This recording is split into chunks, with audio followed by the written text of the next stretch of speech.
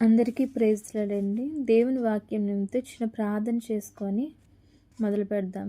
మహాపరిశుద్ధ మహోన్నత రాజ్యము గల దేవా, నాయన నీకు వందనాలు.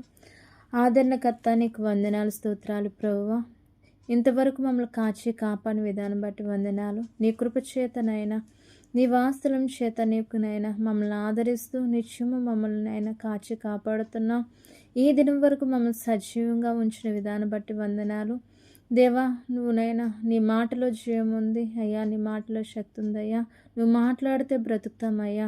అయ్యా, నాతో మాతో మాట్లాడండి అయ్యా. పరిశుద్ధాత్మదేవ ఆదరణకర్త, నువ్వు మాట్లాడితే మాకు ఆదరణ అయ్యా. అయ్యా, దయచేసి మాతో మాట్లాడండి అయ్యా. అయ్యా, వినగలిగిన చెవులు నీ ప్రజలకు అనుగ్రహించండి.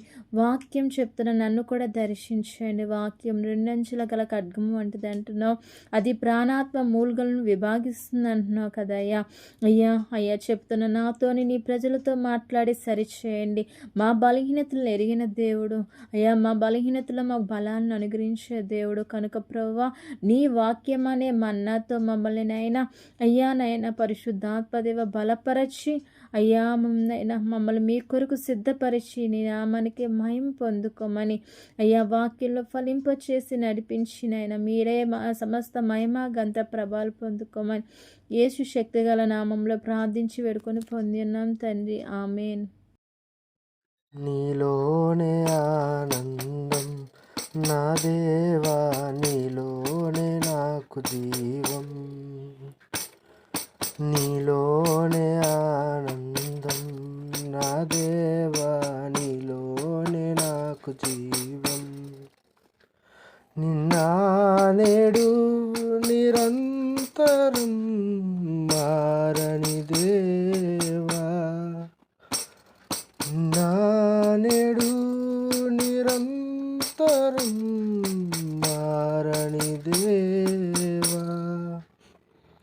ఈ లోకమంతా నేను వెదకిన లేదయ్యా ఎక్కడ ఆనందం, నీ సన్నిధిలో ఒక్క క్షణం గడిపిన నా హృదయం పొంగెను.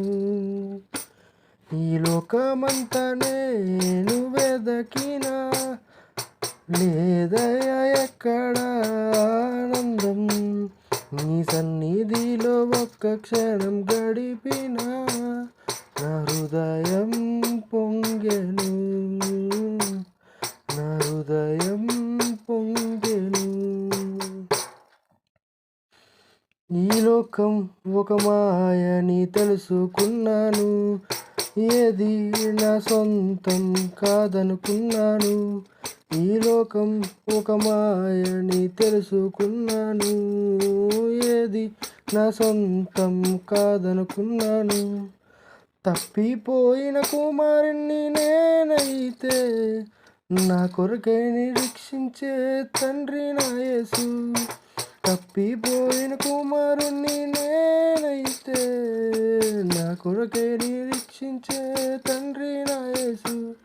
ఈ లోకమంతా నేను వెదకిన లేదయ్యా ఎక్కడ ఆనందం, నీ సన్నిధిలో ఒక్క క్షణం గడిపిన నా హృదయం పొంగెను, నా హృదయం పొంగెను. లూకా సువార్త 7వ అధ్యాయము 2వ వచనం నుంచి చదువుకుందాం. ఒక శతాధిపతి ప్రియుడైన దాసుడు ఒకడు రోగి అయి చావకు సిద్ధమై ఉండెను. ఆ రోగి శతాధిపతి యొక్క శిష్యుడు, ప్రియ శిష్యుడు. ఆయన రోగంతో చనిపోవడానికి సిద్ధంగా ఉన్నారట. ఆయన శతాధిపతి యేసును గూర్చి విని ఆయన వచ్చి తన దాసును స్వస్థపరచవలనని ఆయన వేడుకొంటకు యూదుల పెద్దలను ఆయన యొద్దకు పంపెను. ఆయన స్వస్థపరచమని యూదుల్లో ఉన్న పెద్దలందరినీ యేసు యొద్దకు పంపించారట. వారు యేసు యొద్దకు వచ్చి, నీ వల్ల ఈ మేలు పొందుటకు అతడు యోగ్యుడు, యేసయ్య నీ వల్ల ఆయన మేలు పొందడానికి యోగ్యుడే, రండి అని ఎంతో ఆయన్ని మరి సమాజ మందిరం యొక్క పెద్దలు బతిమాలుకున్నారట. అతడు మన జనులను ప్రేమించి మనకు సమాజ మందిరం తానే కట్టించి ఆయనతో చెప్పి మిక్కులు బతిమాలుకొని ఈయనలాగా మందిరాన్ని కట్టించారు. ఆయన చాలా మంచి వ్యక్తి, మీరు స్వస్థపరచడానికి, మీరు మేలు చేయడానికి తగిన వ్యక్తి అని యేసయ్య దగ్గరికి వెళ్ళి వాళ్ళు ఆ పెద్దలు బతిమాలుకున్నారంట. కావున యేసు వారితో కూడా వెళ్ళెను.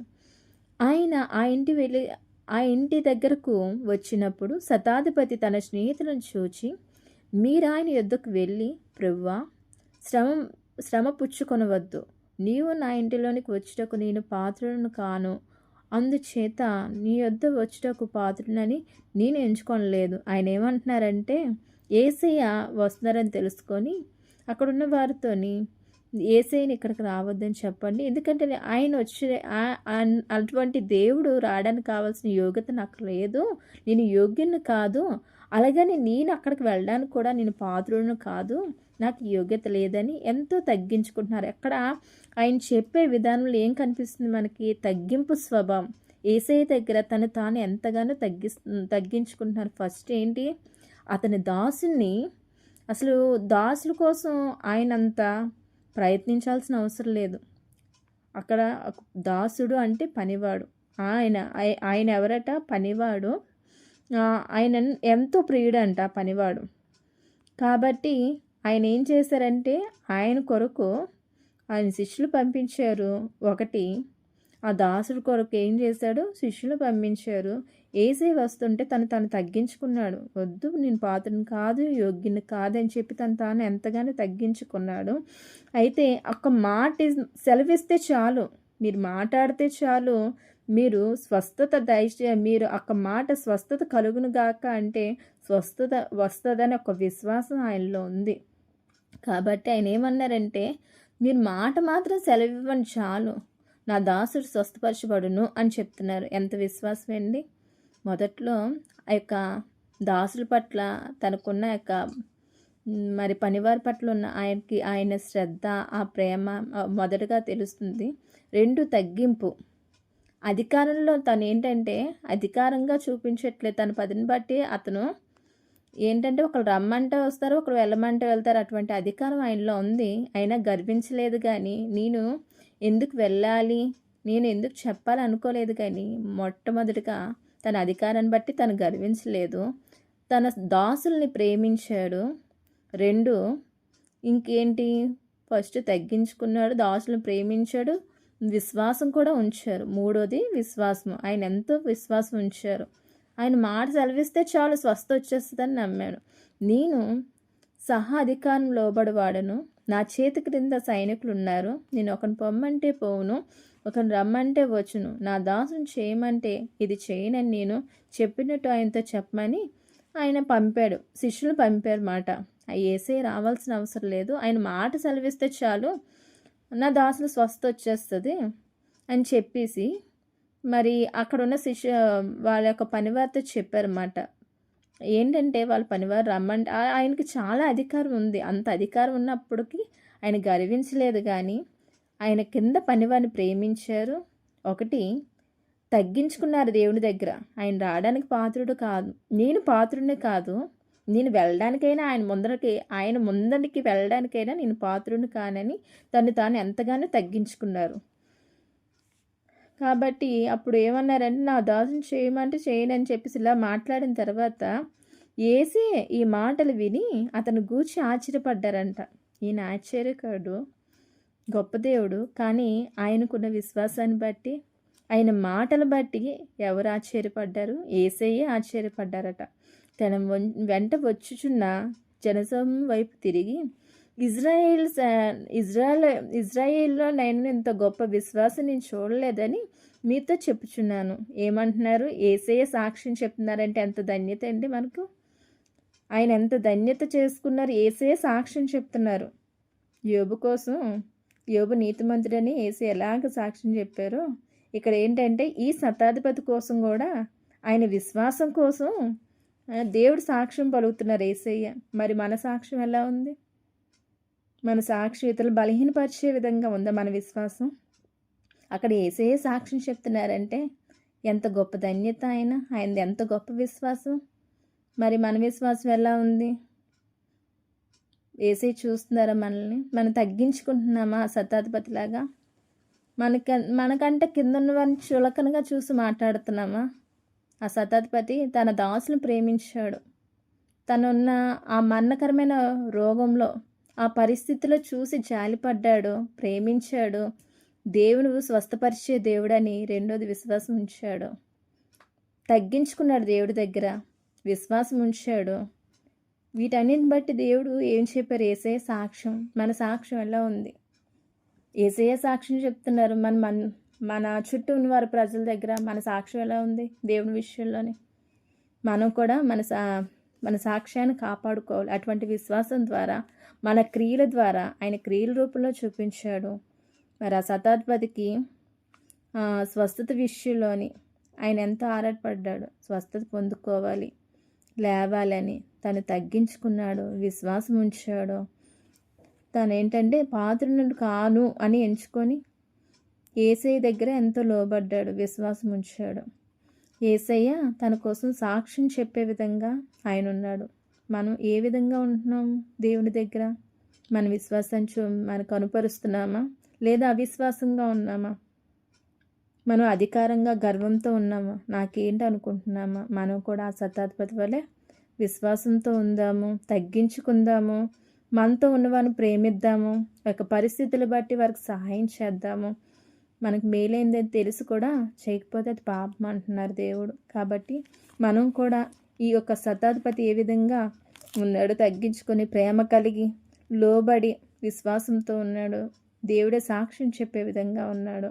మనం కూడా ఆ విధంగా దేవుని ఎదుట ఆయన మెచ్చుకునే విధంగా మనం కూడా, ఆయన ఆశ్చర్యపడే విధంగా మనం ఉండలేకపోయినా ఆయన మనల్ని చూసి సంతోషపడే విధంగా ఉండాలి అని దేవుడి వాక్యం ద్వారా మనకి చెప్తున్నారు. కనుక చెప్పిన నేను విన్న మీరు కూడా ఈ విధంగా మరి ఉందాము.